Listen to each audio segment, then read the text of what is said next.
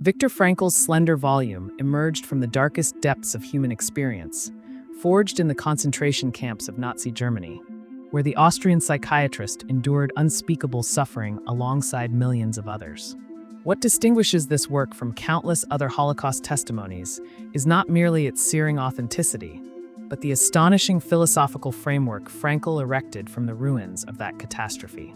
Having lost his wife, his parents, his brother, and nearly his own life to the machinery of systematic murder, Frankl returned to the world with a profound conviction that even in the most abject circumstances imaginable, human beings possess an inviolable freedom to choose their attitude toward their fate, and that this capacity for meaning-making represents our most essential human characteristic.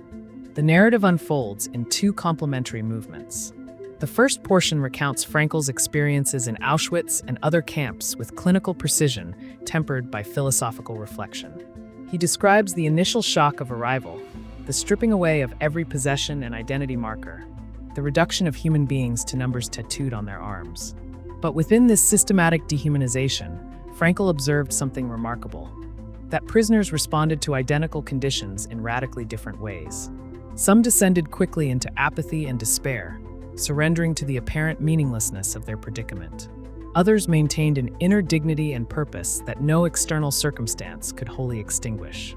This divergence fascinated Frankl and became the empirical foundation for his theoretical edifice. He noticed that survival often correlated not with physical robustness, but with the possession of something to live for, some future-oriented meaning that anchored the prisoner's will to endure. Those who retained a sense of purpose, whether reuniting with loved ones, completing unfinished work, or simply bearing witness to the atrocities they had witnessed, proved more resilient against the psychological disintegration that claimed so many lives. Frankl himself sustained his spirit by imagining himself delivering lectures about the psychology of the concentration camp, mentally reconstructing a manuscript the Nazis had destroyed, and holding fast to the image of his wife, whose fate remained unknown to him. When he learned of her death, this very anguish became meaningful as testimony to the depth of their love. The second movement introduces logotherapy, Frankl's distinctive contribution to psychotherapeutic thought. The term derives from the Greek logos, meaning not merely word but reason, meaning, or spirit.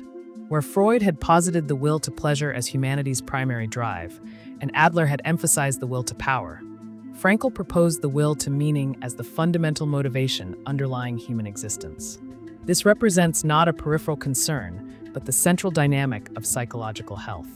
When individuals cannot find meaning in their circumstances, they experience what Frankl termed the existential vacuum, a state of inner emptiness that no amount of pleasure or achievement can fill.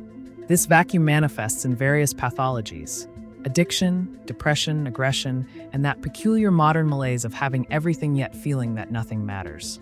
Frankl insists that meaning cannot be manufactured arbitrarily or discovered through abstract contemplation divorced from existence.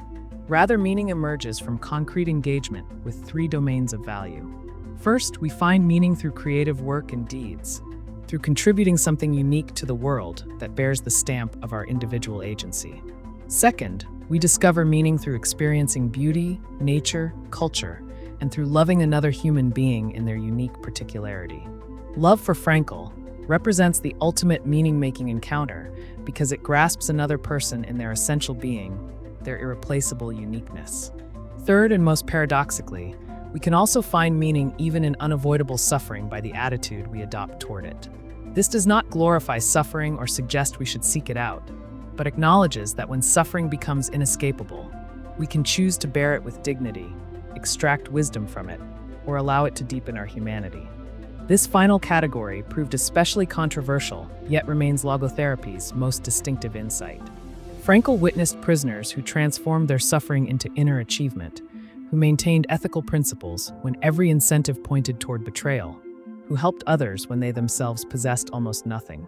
These individuals demonstrated that the last of human freedoms, as Frankl termed it, remains intact even when all external freedoms have been stripped away. And it is the freedom to choose one's response to circumstances. This does not deny the overwhelming horror of the camps or suggest that suffering ennobles automatically. Many prisoners collapsed morally and spiritually, but the existence of those who did not reveals something essential about human nature. Frankl's approach offers a middle path between determinism and naive voluntarism. We do not choose our circumstances, our genetic endowment, our historical moment, or countless other factors that shape our existence. Yet within these parameters, we retain a space of freedom, a capacity to take a stance toward our conditions. This stance-taking constitutes our humanity.